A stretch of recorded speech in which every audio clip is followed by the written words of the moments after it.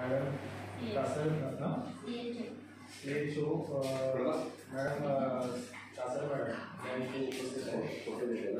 म्हणजे बाईक नसते. अरे काय कुठं दुखतेस देखील या ठिकाणी आपण स्वागत करू इच्छितोय. तर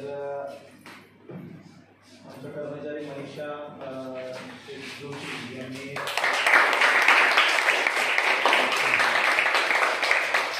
पण माझे बहीण इथे त्यांचं देखील या ठिकाणी आपण स्वागत करू इच्छितो. मनीषा त्यांना द्यायचं आहे.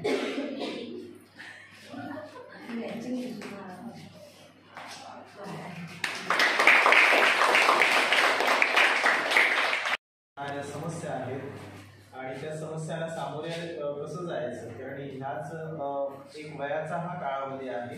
या काळामध्ये मुलींना खऱ्या अर्थाने व्यवस्थित मार्गदर्शनाची गरज असते आणि म्हणूनच ते मार्गदर्शन करण्याकरता या ठिकाणी जो सन्माननीय कासरा मॅडम उपस्थित आहेत त्यांना विनंती